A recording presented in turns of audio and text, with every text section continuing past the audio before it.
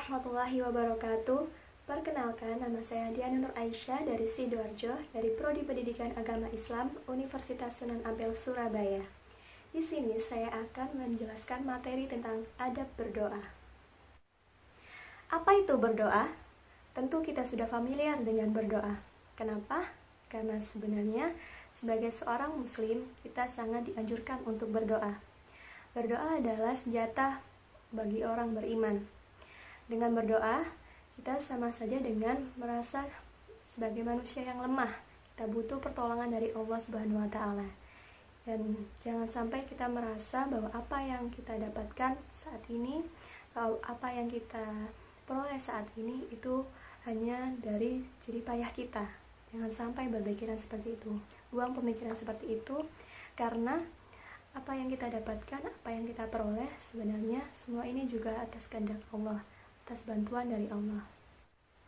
Mungkin kita pernah merasa, atau mungkin sering, kalau doa kita kok tidak dikabul-kabulkan ya, padahal kita udah doa lama tapi belum dikabulkan.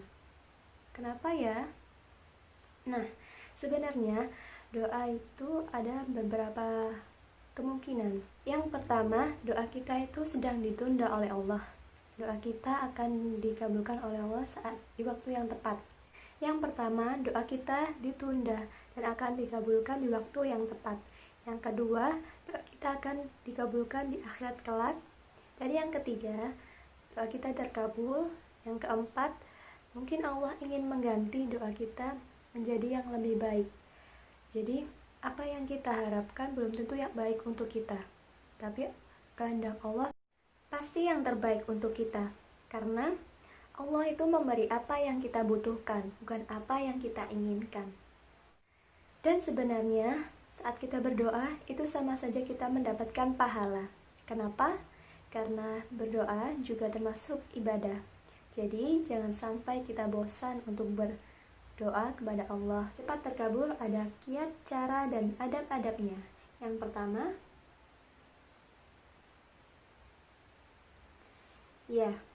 yang pertama adalah dengan hati. Kenapa? Karena sebenarnya semua yang kita lakukan kalau dengan hati, semuanya akan menjadi lebih maksimal. Terutama dalam berdoa, karena ini adalah salah satu kunci terkabulnya doa, yaitu dengan ihsan, seperti yang terdapat dalam hadis arba'in yang kedua, yaitu tentang iman, Islam, dan ihsan. Nah, ihsan sendiri adalah bahwa kita itu merasa Allah melihat kita, Allah sedang mendengar kita. Saat kita berdoa, yakin bahwa Allah itu sedang mengawasi kita, Allah sedang melihat kita, Allah sedang mendengarkan bisikan hati kita. Dengan begitu kita akan merasa jauh lebih tenang. Yang kedua adalah dengan rasa takut dan penuh harap. Kenapa? Karena kita harus benar-benar yakin bahwa doa kita akan dikabulkan oleh Allah. Kita harus yakin 100%, kita harus percaya bahwa Allah mengabulkan doa kita.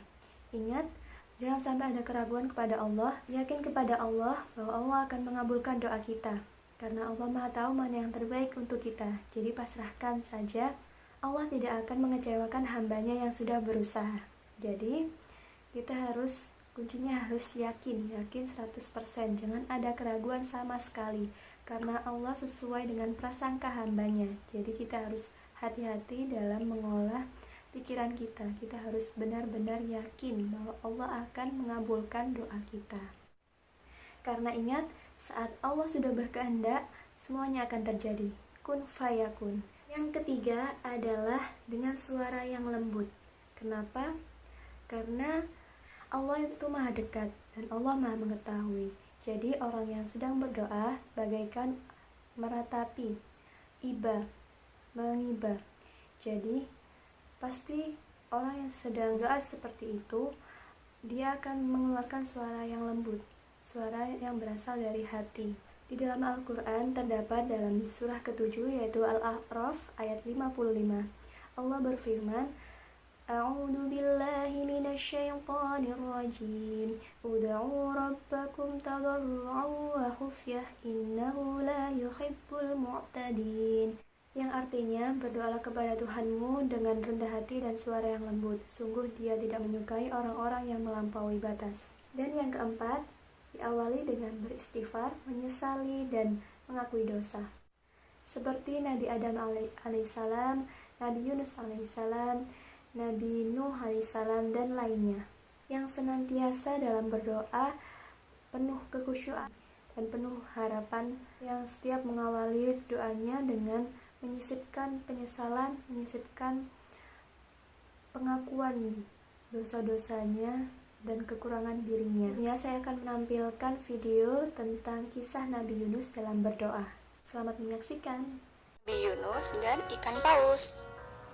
Pada zaman dahulu, Allah Subhanahu wa Ta'ala mengutus Nabi Yunus alaihissalam untuk berdakwah di suatu negeri. Namun, Nabi Yunus tak sabar menghadapi umatnya yang ingkar. Mereka tidak mau mendengarkan dakwah dari Nabi Yunus agar kaum itu menyembah Allah. Nabi Yunus pun akhirnya pergi meninggalkan negerinya. Ia pergi ke pantai dan kemudian naik sebuah kapal laut. Namun, di tengah laut, tiba-tiba terjadi badai yang hebat. Ombak laut yang besar itu membuat kapal yang ditumpangi Nabi Yunus oleng. Agar tidak tenggelam, nahkoda kapal sepakat untuk mengurangi muatan. Akhirnya, Nabi Yunuslah yang terpilih untuk keluar dari kapal itu. Dan Nabi Yunus terjun ke dalam laut. Seekor ikan paus langsung menyambar Nabi Yunus. Selama di dalam perut ikan paus, Nabi Yunus terus-menerus berdoa dan berzikir. Nabi Yunus sadar jika dirinya kurang sabar menghadapi kaumnya yang ingkar, dan akhirnya Allah pun menegurnya. Nabi Yunus menyesali sikapnya itu. Akhirnya Allah pun menolong Nabi Yunus. Saat ikan itu bersin, tubuh Nabi Yunus langsung terpental jatuh ke pantai. Kemudian Nabi Yunus kembali ke kaumnya untuk berdakwah kembali. Dari cuplikan video tadi, dapat kita ketahui bahwa Nabi Yunus alaihissalam telah menyesali perbuatannya. Beliau berzikir, bertaubat, bertasbih, dan berdoa. Apa doanya? Doa Nabi Yunus alaihissalam adalah La ilaha illa anta subhanaka inni kuntu minadz zalimin, yang artinya adalah tiada Tuhan selain Engkau ya Allah, Maha Suci Engkau, sungguh aku adalah orang-orang yang zalim. Nah, sekian dari saya. Semoga video ini dapat bermanfaat. Kurang lebihnya saya mohon maaf. Wassalamualaikum warahmatullahi wabarakatuh.